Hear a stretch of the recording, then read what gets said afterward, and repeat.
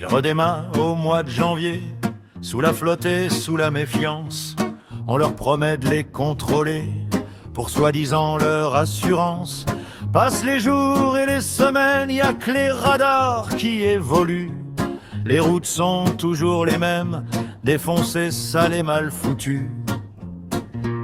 Ils sont pas lourds en février, à nous parler de sécurité. Les mêmes costards bien repassés, qui ne savent même pas contrebraquer. La France invente des contrôles dans des hangars climatisés. Mais sur la route, quand ça rigole, y a plus personne pour constater. Quand ils imposent au mois de mars le contrôle technique aux motos, ils parlent de frein et de hasard comme si on était des blaireaux. Y en a qui hurlent dans les rues, jamais on sera mis au pas, puis qui se résignent, la mort dans le cul, à prendre rendez-vous chez des crats. Être motard dans l'hexagone, c'est pas ce qu'on fait de mieux en ce moment. Et le roi des cons sur son trône, je te parie pas qu'il roule souvent. On nous explique au mois d'avril que c'est l'Europe et ses décrets, que c'est écrit, faut s'y plier, qu'on ne peut pas faire autrement. Les vieux réflexes autoritaires, les tonnes de paperasse en béton, ils les appliquent au pied de la lettre, comme des pions sans réflexion. Ils se souviennent au mois de mai des manifs pleines de moteurs, des casques levés, des doigts serrés, qui faisaient trembler les décideurs. Moi, je me souviens sur toutes ces frileux qui trouvaient qu'on exagérait, qui disent aujourd'hui d'un ton pieux, finalement il fallait se bouger.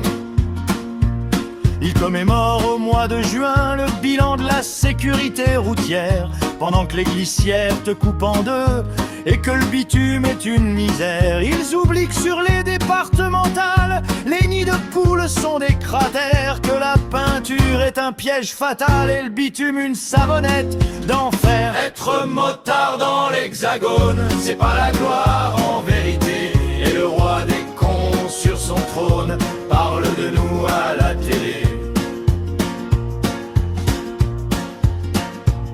Ils font la fête au mois de juillet, au nom d'une vieille révolution. Nous on évite les gravillons, déversés sans aucune précaution.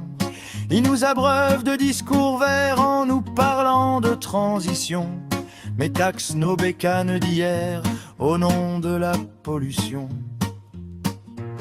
Au mois d'août c'est la liberté, les virolos levés du jour, mais faut slalomer pour éviter les rustines et les détours.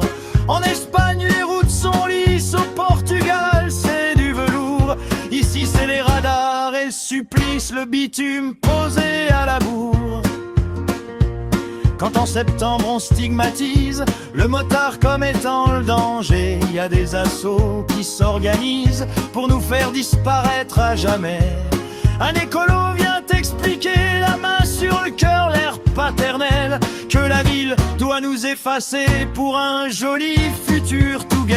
Être motard dans l'hexagone, c'est vraiment pas une sinécure. Et le roi des cons sur son trône n'a jamais usé cette pneu, c'est sûr. Fini les balades en octobre quand tombent de nouveaux règlements. Pour organiser, faut être en ordre et remplir 100 formulaires avant. Ils brandissent les convocations comme des trésors nationaux. Pour 3 motos et un blouson, c'est le plan Vigipirate illico. En novembre au salon de la moto, ils viennent admirer par milliers les nouveautés pleines de techno qu'ils vont pouvoir bien sûr taxer. La bécane c'est notre passion, un synonyme de liberté. Pour eux c'est juste une équation de normes et de responsabilité. En décembre c'est l'apothéose, les bilans pleins de faux sanglots.